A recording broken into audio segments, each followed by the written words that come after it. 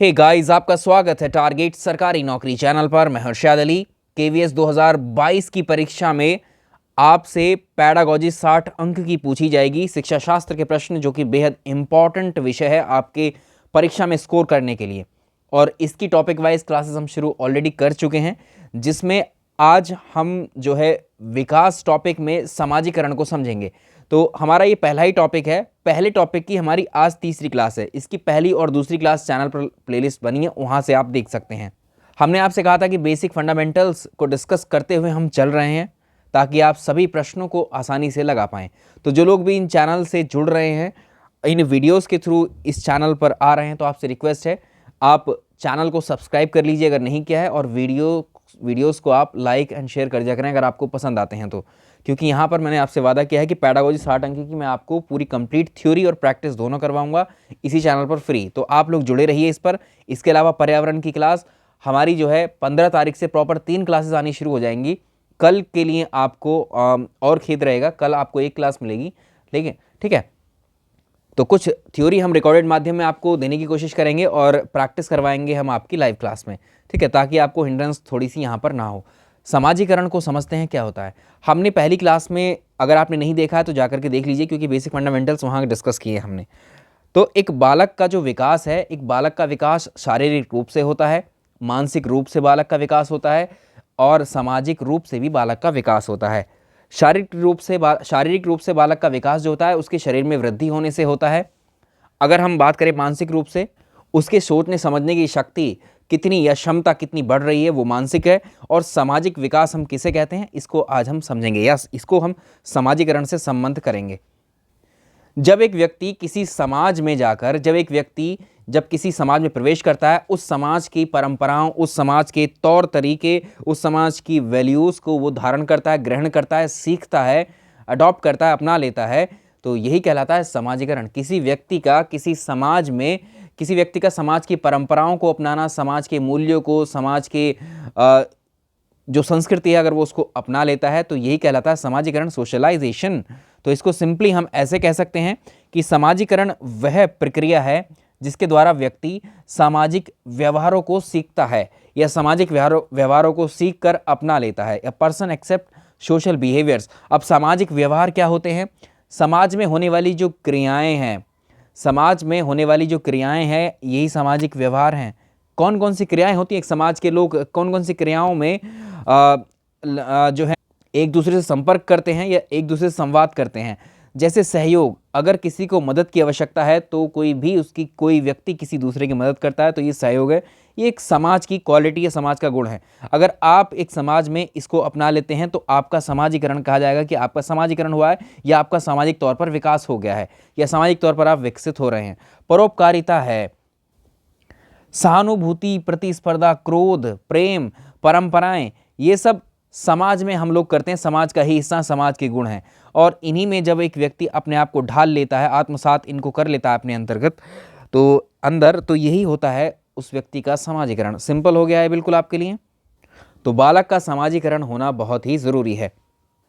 तो एक बात यहाँ समझिए, दुनिया में जब बच्चा आता है तो उस वक्त जब उसका जन्म होता है तो दुनिया के बारे में उसको कुछ भी नॉलेज नहीं होती है। दुनिया में आने के बाद भी वो चीज़ें सीखना शुरू करता है, चीज़ों को जानना शुरू करता है और खुद को उनके अकॉर्डिंग ढालता है।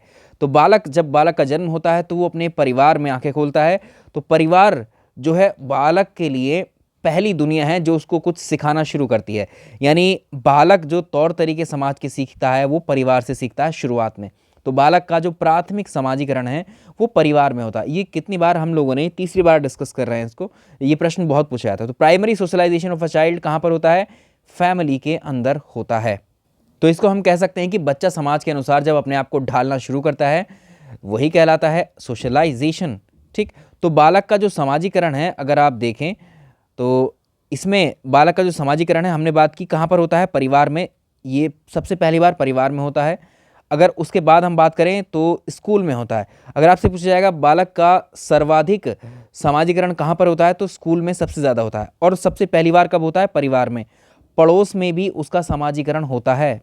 तो याद रखिएगा, आपका हमारा समाजीकरण हमारे घर की वजह से होता है, हम स्कूल जाते हैं उसकी वजह से होता है, घर में माता पिता भाई बहन हैं उनकी वजह से होता है, स्कूल की वजह से होता है, स्कूल में टीचर्स हैं उनकी वजह से होता है, फ्रेंड्स की वजह से होता है, हमारे जो पड़ोसी हैं जो पड़ोस में हैं उनकी वजह से होता है। इन सब की होने की वजह से मतलब ये होता है हमारा जो समाजीकरण इन सब से हो रहा है। इसका अर्थ ये है कि हम इन सब से सीख रहे हैं, क्योंकि ये हमसे उस बालक उस बच्चे से बड़ा है, जिसका वो सभी व्यक्ति जो उसके आसपास मौजूद हैं और उस बच्चे की उम्र से वो काफ़ी बड़े हैं, तो वो समाज का हिस्सा ऑलरेडी बन चुके हैं और जो सामाजिक परंपराएं उन्होंने सीखी हैं बच्चा उन्हीं से ग्रहण करनी शुरू कर देता है परिवार के अंदर।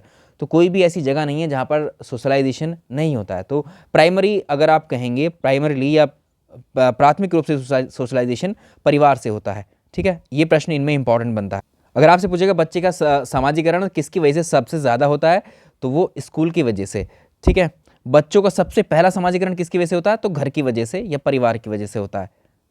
अब बात करेंगे बच्चे की समाजीकरण की अवस्थाएं भी दी गई हैं। जैसे बच्चे का आपने देखा शारीरिक विकास अलग अलग तरह से, मानसिक विकास अलग अलग अवस्थाओं में होता है, सामाजिक विकास भी अवस्थाओं में ही बताया जाता है।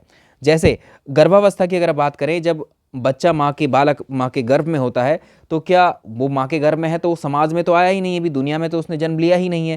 तो 9th मंथ का जो पीरियड है, इस स्टेज में हम ये बता ही नहीं सकते कि बच्चा सामाजिक रूप से कितना विकसित है, क्योंकि समाज के संपर्क में तो आया ही नहीं। ठीक है, तो बच्चा दुनिया में आएगा तभी तो जो है हम देखेंगे उसका सोशलाइजेशन का कुछ पता लगेगा।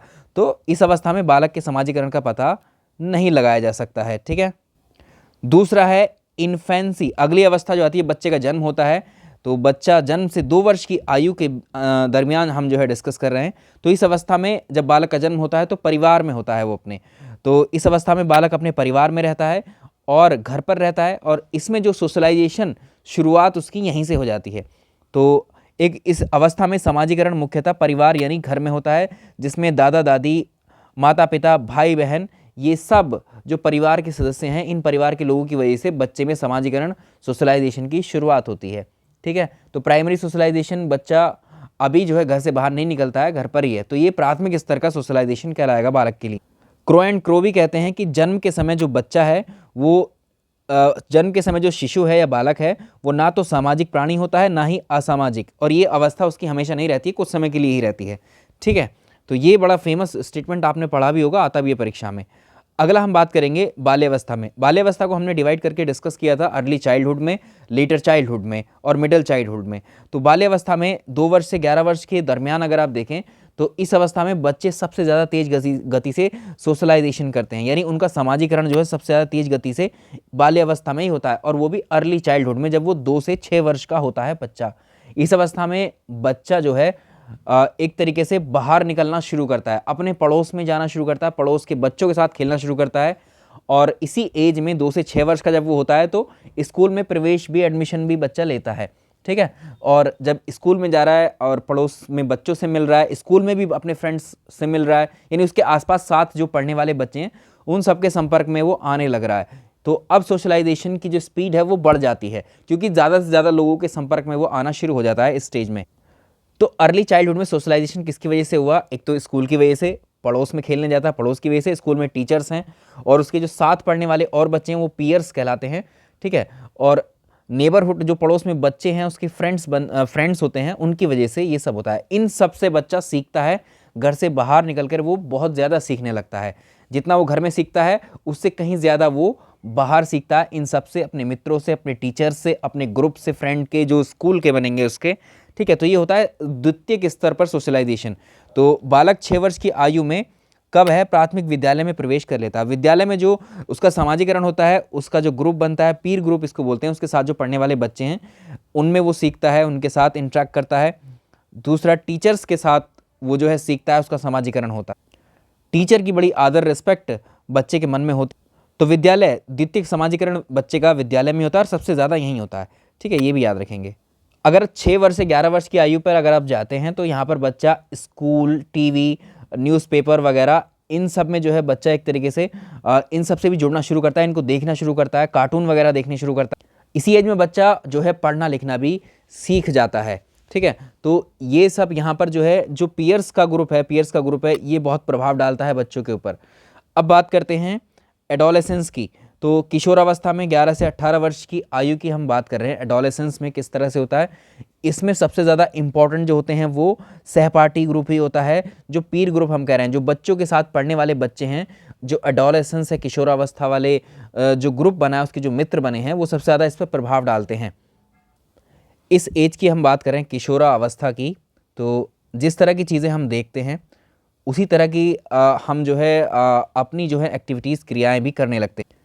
जिस तरह की मूवीज़ हम देखते हैं, जिस तरह का जो भी चीज़ें हम इस एज में करना शुरू करते हैं, देखना शुरू करते हैं, हम वैसा ही अपने आप को उसमें ढालने की भी कोशिश करते हैं इस एज में, क्योंकि इस एज में इन चीज़ों का बहुत गहरा प्रभाव पड़ता है।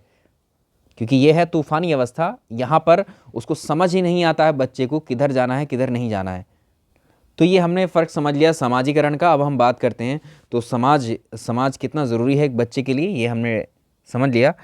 अब हम बात करेंगे किसकी, वंशानुक्रम की और वातावरण की, हेरिडिटी एंड इन्वायरमेंट। ये क्या होता है और इसका बालकों के विकास पर क्या असर होता है। तो बालकों का जो विकास है उस पर ये दो टर्म है यहाँ पर, वंशानुक्रम और वातावरण, इनका बहुत असर पड़ता है।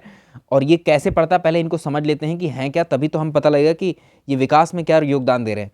तो एक टर्म है वंशानुक्रम, हेरिडिटी, पहले इनके बारे में आपने ऑलरेडी पढ़ चुके होंगे, तो हम थोड़ा सा डिस्कस करेंगे इसके बारे में। देखो जो हमारे माता पिता हैं, माता पिता मान लीजिए वो बहुत ज़्यादा हष्ट पुष्ट हैं, बहुत ज़्यादा हेल्दी हैं, गोरे हैं, काले हैं, और अगर आप उनके बच्चे देखोगे तो आप देखेंगे कि बच्चे कुछ कुछ बच्चों को आपने देखा होगा, ज़्यादातर मोस्टली ऐसा ही होता है कि बच्चे का जो रंग है वो माता से या पिता से किसी न किसी से मैच करता है, उसके बाल है ना, उसका फेस, इवन फेस तक मैच करता है कि आप बोलते हैं कि माँ पर गया है या पिताजी पर गया है बच्चा, ठीक है। तो ये जो चीज़ हम देख रहे हैं, बिल्कुल एक जैसा लगना, माता के पिता के बच्चे का माता या पिता के जैसा दिखना है, लगना, ठीक है, ये चीज़ होती है हेरिडिटी, यही कहलाती है, ठीक। तो जो माता पिता के जो गुण होते हैं, माता पिता के जो गुण होते हैं, अगर वो संतान में ट्रांसफ़र हो जाते हैं, माता पिता में जो गुण थे अगर वो संतान में ट्रांसफ़र हो जाते हैं, यही कहलाता है वंशानुक्रम या हेरिडिटी। तो माता पिता से संतान में होने वाले गुणों का जो हस्तांतरण है वो वंशानुक्रम कहलाता है। तो ये जो गुण हैं शारीरिक हो सकते हैं, मानसिक भी हो सकते हैं गुण।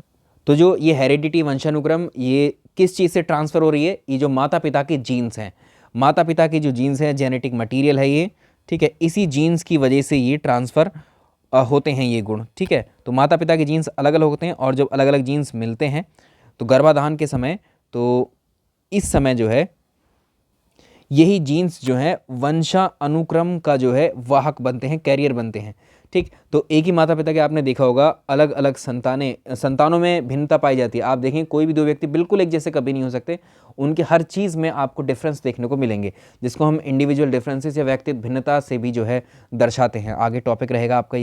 तो जीन्स का कंट्रीब्यूशन कितना होगा, इसका योगदान कितना है हमारे विकास में। तो जो भी क्वालिटीज़, जो भी गुण हमारे माता पिता की, जो भी इन्फॉर्मेशन हमारे माता पिता की हमारे अंदर आई है, जो इन्फॉर्मेशन आई है, जो गुण हमारे अंदर है हम अपने माता पिता के जैसे, वही हेरिडिटी, अनुवांशिकता है। तो जो चीज़ें हमें दिखाई देती हैं वो जीन्स की वजह से होती हैं। जैसे स्किन कलर, आप गोरे हैं या काले हैं, वो माता पिता से कंपेयर करेंगे, भाई आपके पिता काले हैं, आपकी माता काली हैं, उस वजह से वो आपको ये क्या है, वंशानुक्रम के कारण होता है। तो बालकों में अगर आप देखोगे जो जेंडर डिफरेंस है, लड़का या लड़की, बालक या बालिका, वो लिंग भेद भी वंशानुक्रम की वजह से होता है। बालकों का जो रंग है, स्किन कलर है, वो भी किसकी वजह से, हेरिडिटी की वजह से होता है। बालक बुद्धिमान है या कम बुद्धिमान है, ये हेरिडिटी की वजह से है। बहादुरी, ब्रेवनेस भी, ठीक है। बच्चे शाई होते हैं, कुछ बच्चे शर्मीले होते हैं, ये सब जो है वंशानुक्रम के ही क्या होते हैं, ये गुण होते हैं जो बच्चों में ट्रांसफ़र होते हैं आगे। तो वंशानुक्रम जो है ये हेरिडिटी निश्चित होता है, जो माता पिता से बच्चों को मिलता है। तो यहाँ पर एक चीज़ है, जैसे बच्चे बहादुर हैं, अब बहादुर ये जो है हेरिडिटी की वजह से भी हो सकता है और ये मिलने वाले इन्वायरमेंट की वजह से भी हो सकता है, वातावरण की वजह से भी, ठीक है। अब बात करेंगे इन्वायरमेंट की। इन्वायरमेंट का मतलब यहाँ पर ये है कि आपका जन्म किस तरह के वातावरण में हुआ है, कहाँ पर हुआ, लोकेलिटी, यानी हमारे चारों ओर का जो आवरण है, ठीक है, जहाँ हमारा जन्म हुआ है और जहाँ हम सीधे संपर्क करने वाले हैं दूसरे लोगों से या समाज से। और जो दूसरा समाज है उनकी जो वैल्यूज़ हैं, जो गुण हैं समाज के भी, या जो उनकी समाज की परंपराएं, जो समाज की क्रियाएं, व्यवहार चलता आ रहा है, वो हमें डायरेक्टली प्रभावित करता है। तो ये वातावरण है, ठीक है, वही चीज़ें हैं। तो जैसे वातावरण में क्या आएगा, जिस तरह का हम भोजन करेंगे उसी तरह से हमारे शरीर को लगेगा, ठीक है, उसी तरह से हमारे शरीर की हेल्थ जो है आपको दिखाई देगी। जो जलवायु है, आप कहीं आप देखेंगे अगर हम बात कर लें, जो ध्रुवों की तरफ रहते हैं पृथ्वी पर, ध्रुवों की तरफ जो देश हैं वहाँ के लोग ज़्यादा गोरे होते हैं, ठीक है, और जो इक्वेटर के पास के देश हैं वहाँ के लोग ज़्यादा काले होते हैं, तो जलवायु का भी फर्क पड़ता है। परिवार, फैमिली में भी आपको जो है, फैमिली क्या है, वातावरण का हिस्सा, समाज का हिस्सा है, तो स्कूल है, मित्र हैं, अध्यापक हैं, पड़ोसी हैं, खेल के मैदान, ये सब आपके वातावरण का हिस्सा होते हैं। तो वातावरण में वातावरण क्या है, एक बच्चा जब बाहर निकलता है, बाहर जाता है, दूसरों के संपर्क में आता है, चाहे कुछ भी संस्था, कुछ भी चीज़ हो सकती है वो, ठीक है, तो उसका विकास वहाँ भी होता है। तो वातावरण का भी प्रभाव हमारे विकास पर देखा गया है, वंशानुक्रम का प्रभाव भी हमारे शरीर, हमारे जो बच्चे हैं, बालक हैं हम, उन सब पर हमें देखने को मिलता है। तो विकास क्या है, आनुवांशिकता का भी प्रभाव विकास पर देखने को मिलता है, और वातावरण का भी विकास। तो ये दोनों का जो अगर आप बात करें, विकास जो है आनुवांशिकता और परिवेश या वातावरण की जो अंत्यक्रिया है उनका परिणाम होता है, ठीक है। तो यही आपसे पूछा जाता है, development is the result of interaction between heredity and environment. तो डेवलपमेंट क्या है, हेरिडिटी और इन्वायरमेंट का परिणाम होता है, ठीक है। ये प्रश्न पूछा भी जाता है आपसे। तो ये था हमारा टॉपिक, आई होप आपने समझ लिया होगा अच्छे से, ठीक है भाई। जितना आपको समझाने की आवश्यकता है, कम से कम समय में आपको समझाएंगे और प्रश्न इनके बनाएंगे अगली क्लास में हम, ठीक है। चलिए मिलते हैं आपसे नेक्स्ट क्लास में। वीडियो पसंद आई तो लाइक एंड शेयर कर दीजिएगा इसको। Thank you so much. और आपकी जो थ्योरी मैंने कहा था, पेडागोजी में आपको कंप्लीट पढ़ाऊंगा, इन्वायरमेंट कंप्लीट पढ़ाऊंगा, साथ ही मैथमेटिक्स भी। और ये क्लासेस आपकी 15 तारीख के बाद शुरू होंगी, ठीक है। आप वेट करिए तब तक। Thank you so much.